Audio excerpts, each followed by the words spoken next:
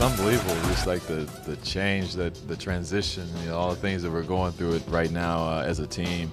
Even as an organization, I mean, we come back in the locker room, it's different. Right. We've got a new weight room, and everything is just foreign in a sense when you come back because you're not used to seeing the same faces around. And but it's something that we've been here a long time, and we knew that at some point the transition was going to have to happen, and guys were going to be in and out. We can't keep everybody forever, so for guys like me and Mark, we just got to be ready to face the challenge. What we cannot do is expect any of the new guys or other guys to be those two guys. Those shoes are not to be filled.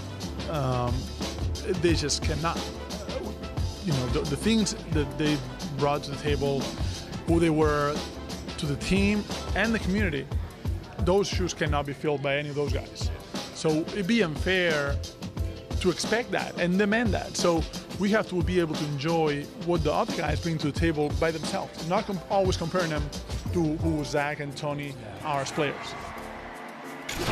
You heard Mike Conley mention the word transition. That's the theme as we welcome you inside our studios here in the ATL, our season preview on NBA TV. For the Grizz, Casey Stern, Steve Smith, Bones, Brent Barry, and guys, as veterans as you played, you know how different a team can run, Smitty, when there's a lot of youth and you take away a lot of the guys who understand what you're, quote, supposed to do on the floor. How different does it make it now this season? Well, it is. I mean, especially been with guys that you played with so long, especially missing Zach and missing Tony Allen. And I just look at it as, there's a lot going to be on Mike Conley and Marc Gasol on the floor, but I think off the floor as much, helping a lot of these young guys. Sometimes you can have new faces, Brent, but when they're new faces that's inexperienced, that's going to be very tough on those veteran guys and also Fizdale and the organization. More mistakes, right, Bones, from a lot of the kids makes it harder for the vets, no? Yeah, and I think the patience of Marc Gasol and Mike Conley might be tried in new ways this year. Smitty and I were talking about over 3,000 games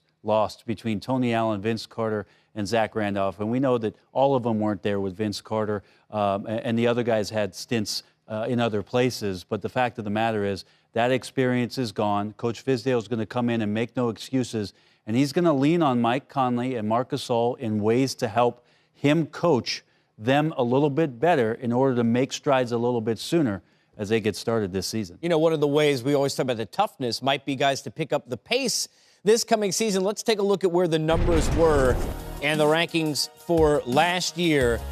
For you guys, what jumps out to you when you look at this and now see the new personnel and how things might need to transform here? Well, I know everybody wants to play at a faster pace, but I think this is their identity. But when you play at a faster pace, we just talked about it with inexperienced guys, it's more turnovers. And I think for them is obviously you got to open the game up a little bit more. He has to be creative for some of these guys. And I think for me is to get more space and be more creative, is play Parsons at the 4.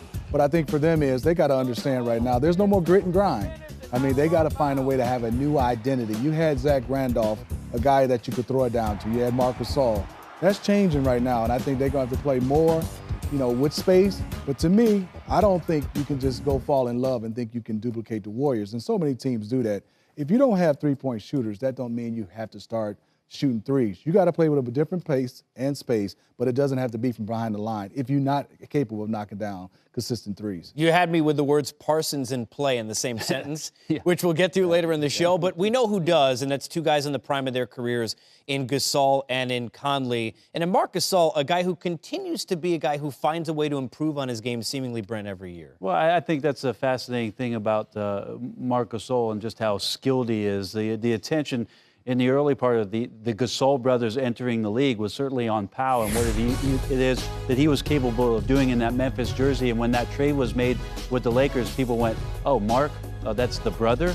Now they're saying, "Oh, yeah, maybe this is the exact one we needed here in Memphis." Having Mark be able to control things the way he does in the post, be able to distribute the basketball, come to work every day, recover from his injury, and do the diligence to get himself back and healthy, change his body, change his diet throughout his career, continue to compete at a high level internationally, and then come back and be ready for every season, which are long seasons in Memphis, by the way, as we mentioned their playoff streak, and they get themselves into postseason basketball every year. But Mark, a tremendous leader from the center position, which is something to say in today's NBA, Smitty, having a center really lead your team along with Mike Conley. before last year Conley got the huge contract to stay. And then he came out when he was healthy last year, put up more points, and started to show that thing that made all three of us sit on this set and say, all-star.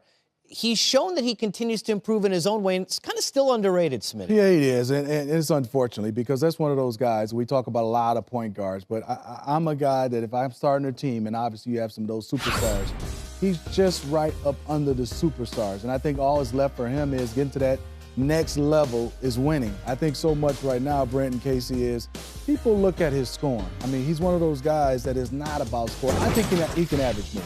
But I think he understands the game. He understands he's playing with Zach and Vince and Marc Gasol. He was playing the point guard position.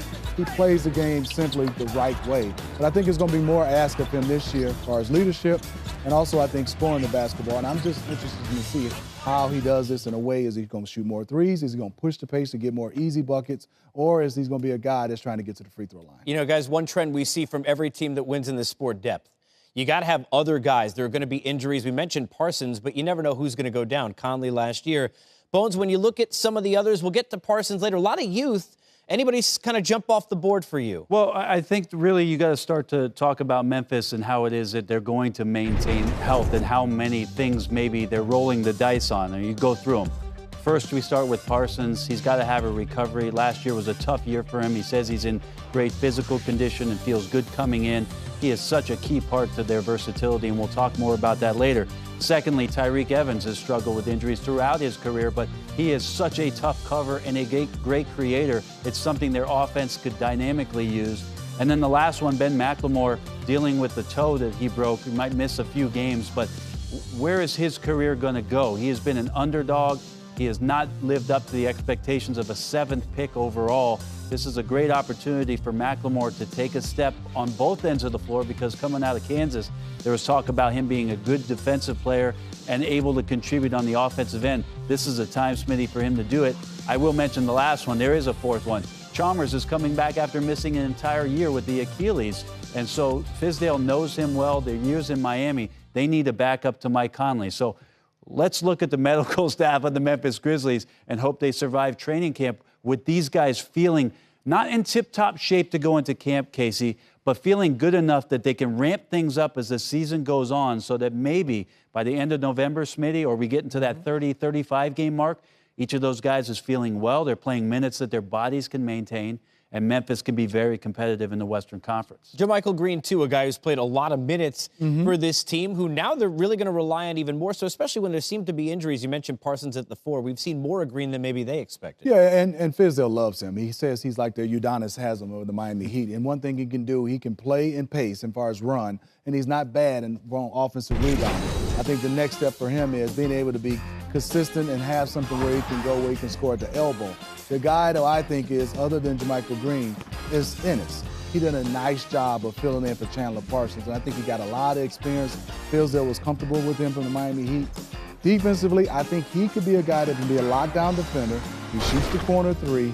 I think he will take his game to the next level because of all the experience he played, and I think he played well off Mike Conley and Marc Gasol. I want to go back real quick to JaMychal Green, Smitty, and just mention 75 starts for him last year out of 77 games.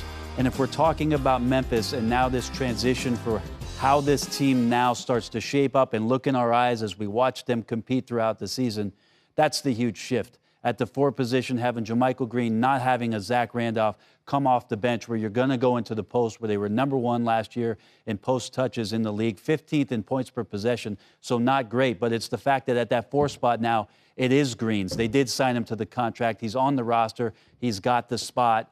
This is where Memphis starts to change over and make that paradigm shift of their identity.